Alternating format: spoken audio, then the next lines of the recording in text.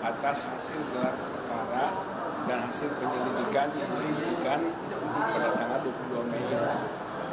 Tujuan utama hampir sholat zuhur maupun zuhur, tapi oke kita ke dalam sesuai dengan peraturan Kepala Kepolisian Republik Indonesia nomor 6 tahun 2019 pasal 31. Gelar itu ada dua, yaitu gelar biasa dengan gelar khusus. Nah, karena diperintahkan di situ, maka kita buka surat adanya gelar khusus tentang penghentian penyelidikan, kan begitu. Nah, saya akan mengutip satu karena saya Muslim, saya mengutip ayat 260 Al-Baqarah. Pada saat itu Nabi Ibrahim itu percaya kepada Allah, cuman dia ingin sekali lebih tenang hatinya, mengatakan kepada Allah, bagaimana saya lebih tenang hati dengan kepercayaan.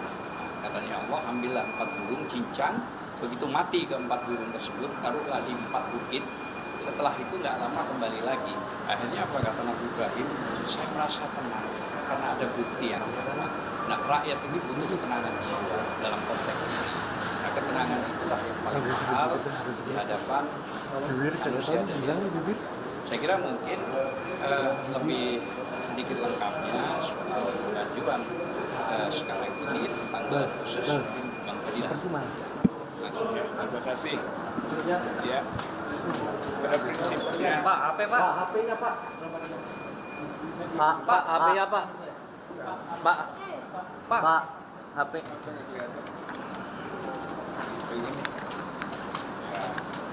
ya sesuai dengan yang sudah disampaikan bahwa kita datang ke sini ke Karo Wasidik sebagai atasan penyidik untuk melakukan desakan gelar perkara khusus yang mana tadi disebutkan dalam Perkap 6 2019 ini.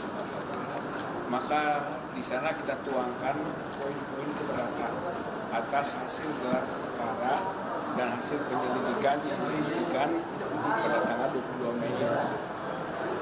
Nanti keberatannya kita tuangkan ada 26 butir kan, yang kita masukkan sebagai alasan hukum. Kenapa? Bahwa keberatan dilakukan atas penghentian penyelidikan yang dilakukan oleh pihak Baris Krim Mabes Polri. Tapi tentu tidak semuanya yang bisa saya sampaikan. Kita ringkas saja dari 26 itu mungkin 7 poin lah ya yang penting. Yang pertama adalah bahwa surat ke Karo Wasidik ini ditembuskan ke Presiden. Kita tembuskan juga ke pimpinan DPR RI. Kita tembuskan juga ke Kejaksaan Agung, ke Kepala Bareskrim dan Irwasum Mabes Polri. Kan? Jadi ini ditembuskan. Nanti kita harapkan bukan hanya Karo Wasidik yang tahu, tapi seluruh elemen yang bisa menentukan dan membantu proses kejujuran, keadilan, kebenaran dalam mengungkap dugaan ijazah palsu Joko Widodo. Untuk itu, maka pertama adalah bahwa penghentian penyidikan dan gelar perkara yang lalu yang dilakukan oleh Bareskrim itu cacat hukum. Kenapa? Karena tidak menghadirkan pelapor dan termohon.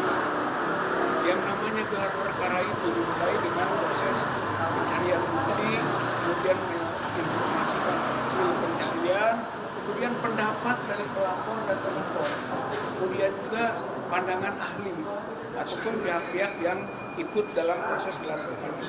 Tapi ini tidak, pelapor tidak diundang, terlapor tidak diundang. Jadi internal sekali. Padahal keputusannya itu sangat menentukan, yang disebut penghentian penyelidikan, bahkan menentukan tidak ada unsur pidana. Saya kira itu adalah keputusan yang sangat fundamental dan itu harus dalam gelar perkara yang dihadiri oleh pelapor maupun terlapor. Saya kira ini faktor pertama. Kita menilainya ini cacat hukum.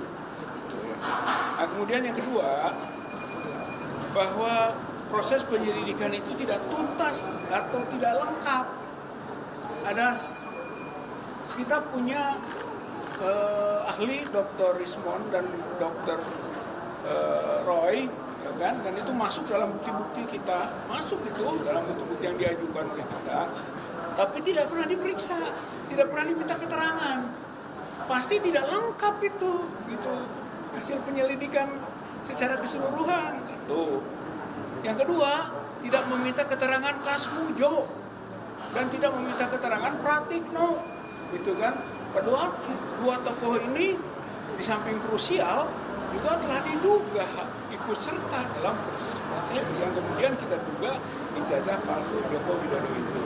Ya, sayang itu tidak juga minta keterangan. Saya kira itu tidak lengkap jadinya. Yang ketiga adalah tidak diminta keterangannya Aida Granduri, putri dari Profesor Ahmad Sumitro yang waktu itu dekan Fakultas Kehutanan. Dia sendiri adalah alumnus Fakultas Kehutanan.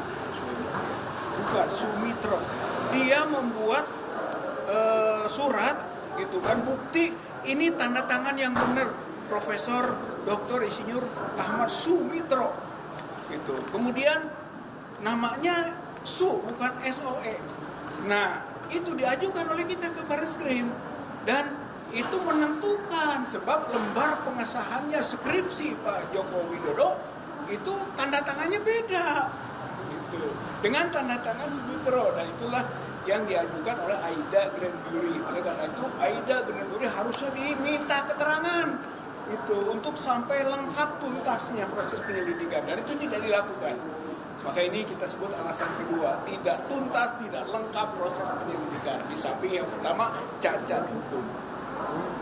Nah, yang ketiga adalah tendensius dan menyesatkan. Kenapa begitu? Itu kan menentukan identik, non-identik, gitu kan? Tapi ternyata disebut bahwa ijazah Pak Joko Widodo asli. Kalau asli otentik, bukan identik. Gitu. Oleh karena itu kita sebut ini ada penyesatan. Yang diperiksa identik, non-identik, yang disimpulkan asli. Itu bahkan di-framing keasliannya.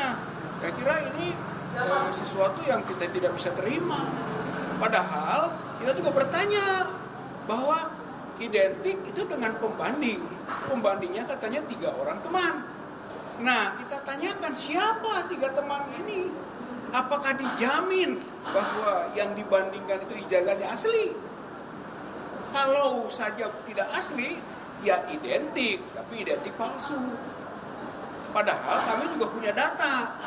Pak Jokowi itu ya, ijazahnya nomor 1120. Sedangkan ada data lain ijazah nomor 115 dan 117. Dari 117, 115 dibandingkan 120 tidak identik. Jadi non-identik. Oleh karena itu menjadi persoalan dalam konteks ini.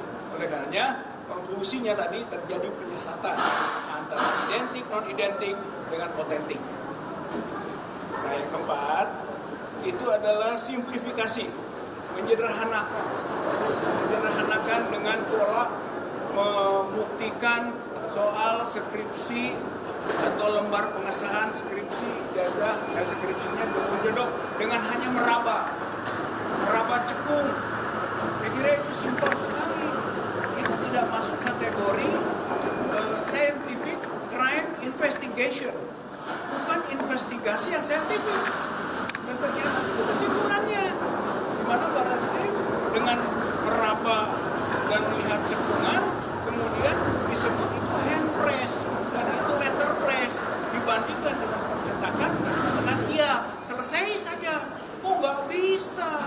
Harusnya penelitiannya saintifik, uji kertas, ya, uji tinta, benar tintanya diuji tahun berapa, sama tidak, kertasnya sama tidak yang ijazah dengan lembar pengesahan, dengan kontennya yang diketik-ketik itu, benar enggak sama usianya, itu tidak dilakukan, itu harusnya terbuka, begitu ya, ini yang keempat. Yang kelima adalah bahwa kami mendorong gelar perkara khusus karena ada dasar hukum. Bukan semata-mata tidak puas saja, ada dasar hukumnya. Komplainnya pelapor itu faktor faktor kedua adalah kasusnya itu menjadi perhatian umum. Saya kira itu begitu di dalam Perkapolrinya, bahwa kalau kasus itu menjadi perhatian umum boleh diajukan gelar perkara khusus. Gitu, karena kita tidak merasa gelar perkara biasa kemarin itu tidak optimal dan tidak terbuka dan tidak sesuai juga dengan peraturan yang ada. Itu yang kelima. Yang keenam, kita mengingatkan pasal 10 ayat 1 dan ayat 2 Undang-Undang 31 tahun 2014 tentang perlindungan korban, saksi, dan pelapor. Bahwa ketika proses berjalan, pelapor, saksi, korban tidak boleh dituntut pidana dan tidak boleh dituntut.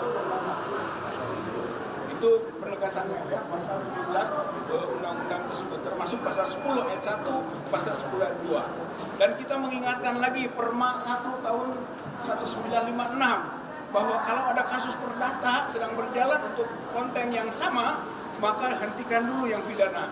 Dan sekarang kasus itu sedang berjalan di Solo dan di Sleman. Perdata untuk perbuatan melawan hukum ijazah palsu Joko Widodo. Gitu, jadi sedang berjalan. Nah, yang terakhir, yang ketujuh adalah bahwa kita ragukan terjadinya uji forensik secara mendalam karena tidak terlihat adanya face recognition misalnya. Di ijazah itu ada foto. Semua meragukan itu foto Pak Jokowi, bukan. Harusnya ada uji face recognition. Orang melihat di sana ada cap. Capnya kok di dalam foto. Itu, dan itu dianalisis oleh Dr. Rismond dengan RGB, yaitu red, green, blue analysis. Gitu. Kesimpulannya kok ada cap di dalam foto.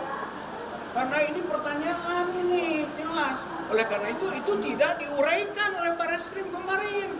Maka menjadi pertanyaan serius bahwa uji forensik ini benar-benar dilakukan secara mendalam, secara saintifik, atau hanya sifatnya simpel-simpel saja. Tapi kesimpulan yang seperti mengikat secara hukum. Padahal untuk kondisi begini, kesimpulan itu tidak mengikat secara hukum, gitu. Sehingga tidak bisa digunakan oleh Polda Metro Jaya ketika melakukan proses tindak lanjut dari pengaduan atau pelaporan Pak Jokowi soal penghinaan atau pencemaran nama baik dan fitnah. Gitu ya. Oleh karena itu, maka kita menyampaikan dan akan juga mengadukan ke Irwasum. Satu lagi surat kita akan masukkan ke Irwasum dengan tembusan Wakapolri dan Ombudsman. Itu. Jadi insya Allah TPUA akan bergerak terus dan belum bisa menyatakan menerima bahwa ini selesai gitu dengan pernyataan Barreskrim ataupun Dirpidum kemarin tanggal 22 Mei 2025. Saya kira itu penjelasan penegasan dari apa yang telah dikatakan. Sebentar ya. Kan ada 3 personil yang juga diperiksa dan juga dengan 13 lokasi yang sudah diselesaikan. Apakah melalui Bapak juga itu catatan semua saksi? Bukan soal begitu, itu tidak terbuka. Harusnya dikonfirmasi kepada pihak-pihak yang ikut dalam gelar perkara, termasuk pelapor. Gitu, sehingga kami bisa menerima, oh iya bener loh, lokasi itu oh bener loh, gitu kan, tentang saksi itu, gitu kan, oh bener loh dokumen itu yang diujinya, kan begitu, itu fungsi gelar perkara, karena ini integrated criminal justice system, jadi yang terintegrasi adanya gelar perkara, itu fungsinya gelar perkara. Edi Sudana juga disampaikan 2 kali tidak memenuhi panggilan pemeriksaan sebagai pelapor. Nah, terus TPUA juga dinyatakan tidak terdaftar di APO. Itu bagaimana? Ini bicara Bang Egy sudah ada surat resmi yang diberikan oleh Polda mengatakannya bahwa beliau sakit di luar negeri. Kemungkinan minggu ini beliau akan dioperasi karena ada indikasi kanker khusus. Ya. Nah, jadi surat mungkin kalau nggak ini hari besok hasil labnya juga turun. Itu yang Bang Egy ya. Saya kira memang orang kalau mau diperiksa itu ditanya dulu ada sakitnya. Nah, kalau sakit nggak boleh dilanjutkan. Nah, satu itu. Kalau TPUA itu kan tim itu perkumpulan tak perlu izin. Jadi perkumpulan itu nggak pakai izin tahu harus kemana, dan itu clear dilindungi undang-undang. Namun ada hal yang penting saya sampaikan, ini jangan sampai berbenturan pada KUHP 184 termasuk 185. Poinnya apa? Kalau 184 itu ahli, surat, tunjuk itu harus jelas. Nah yang kemarin diumumkan itu bukan ditunjukkan sama sekali, dan itu harus ada di dalam sidang, termasuk pasal 185 KUHP. 185 KUHP itu saksi yang di depan sidang. Nah itu dia yang dinyatakan sah. Makanya tadi sempat disimpulkan sudah, tapi ada satu hal yang paling penting, bahwa begini, kalau kita bicara Pak SBY maupun Pak Jokowi, ini pejabat negara. Ada di putusan 105 MK PUU 22 tahun 2024 bahwa pejabat negara, korporasi maupun kelompok masyarakat itu boleh dikritik, maknanya tidak boleh melaporkan, kan begitu? Kan dia pejabat negara dong, digaji oleh rakyat, kan dia sekarang masuk di Kepres 30 diangkat menjadi pejabat tinggi dan antara dewas ya. Nah jadi makanya secara hukum harusnya tidak perlu itu. Saya kira itu aja dulu sementara.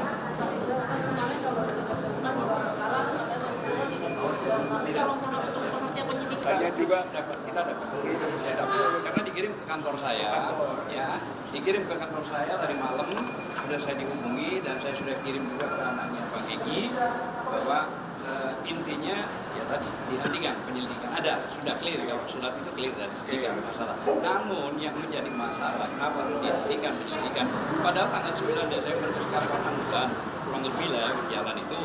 Nah, sedang Pak Jokowi melaporkan gampang, tahu seminggu sudah mulai ada klarifikasi undang-undang lebih cepat. Jadi ikut before the law itu sudah tidak seimbang. Nah ini yang saya maksud, harusnya keadilan itu harus real gitu, maksud saya begitu. Jadi kenapa yang 6 bulan itu nggak jalan, tetap aja standarnya masih dumas, harusnya sudah ada RP. Nah itu yang kami juga menanyakan dihentikan. Nah, makanya kami buat surat kan di sini ya. Buat surat tadi sudah dijelaskan 7 poin ya. 7 poin bahwa salah satunya tadi internal Polri ya di pasal 31 itu nomor 6 itu dijelaskan bahwa gelar ada 2, gelar biasa sama gelar khusus. Kita minta yang khusus. Artinya terbuka saja edukasi, ini tidak ada masalah. Dan saya kira satu hal lagi, bahwa laporan itu disuapkan pada posisi baik dan fitnah. Yang mana ini fitnah? Jangan lagi meloncat untuk pasal yang jauh, yang tidak karu-karuan, pasal 32, pasal 35, itu penjeratan yang targetnya ini mengikat orang. Padahal tidak masuk dalam konteks perkara ini. Nah itu yang Terima kasih, Pak. Terima kasih. Jadi 32, 35 itu adalah pasal untuk melakukan kriminalisasi. Kita di sini eksaminasi, tapi di Polda Metro Jaya itu kriminalisasi. Oleh karena itu yang tidak bisa juga kita terima itu, makanya dikritisi pemasukan pasal 32 dan 35 Undang-Undang ITE. Nah soal tadi yang saya bilang sedikit soal itu pendeskreditan ke TPUA itu nggak pantas diucapkan oleh seorang direktur tindak pidana umum Baris Krim. Dia tahu kita kan humas, pengaduan masyarakat. Selama masyarakat ada, mau berapapun jumlahnya, mau lembaganya apa saja, boleh. Kenapa mesti disinggung-singgung, tidak terdaftar di AHU? Ngerti nggak? Tim pembela ulama dan aktivis itu bukan organisasi, bukan lembaga, tapi hanya kumpulan orang untuk kepentingan membela aktivis dan ulama, itu saja. Tanggapan terkait laporan di Polda Metro Jaya saat ini ada Bapak Risma Sanipa diperiksa.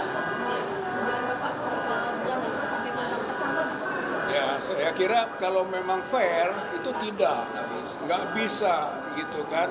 Satu karena memang masalahnya juga belum tuntasnya status asli dan tidaknya mengenai ijazah Pak Jokowi dan skripsinya ya, kita harus paketkan itu. Karena skripsi yang palsu tidak mungkin punya ijazah asli gitu. Jadi dua-duanya itu. itu belum ada kepastian. Kepastiannya itu di pengadilan. Itu Putusan di pengadilan. putusan pengadilan menentukan asli tidak. Barreskrim itu tidak punya kompetensi untuk memutuskan asli dan tidak. Makanya tidak bisa dijadikan landasan untuk proses di Polda Metro Jaya. Makanya tidak pas kalau dia menetapkan tersangka Dan dan pasalnya lagi, pasal tidak bisa menahan. Pasal 310, 311 itu pencemaran nama baik. Pasal fitnah tidak bisa menahan. Kalau mau ditarik ke ITE pasal 27 Tidak bisa juga tidak bisa. Tapi kalau dipaksa masuk ke tadi pasal 32 berarti ada kriminalisasi pemaksaan. Itu kan pasal 32, 35 boleh dibuka. Itu kan merubah-rubah, ya kan? Gambar ini dirubah, dihapus dengan berbicara. Itu tidak terjadi kepada siapapun. Gitu loh. Kalau bisa tidak terjadi kepada siapapun bagaimana? Apalagi kalau panggilannya itu setahu saya ya, itu tanggal 26 Maret 2025. Lah kalau Rismon, Roy, Tifa, pakai di sini, nggak ada di sini. Nggak ada di sini. Asli, harusnya membuat spesifik. Itu membuat tanggal-tanggal itu dimasukkan. Tapi intinya, kalau ini pencemaran nama baik 311, kalau mau dikaitkan ke pasal 27A atau 1 ya ITE itu pun boleh nggak bisa. Artinya begini, kalau mau fair, ya udah proses hukum nggak apa-apa. Mari intelektual hukumnya kita jelaskan semua ini dalam hasilnya. Itu aja lainnya. Saya kira, thank you. Ya, makasih Pak.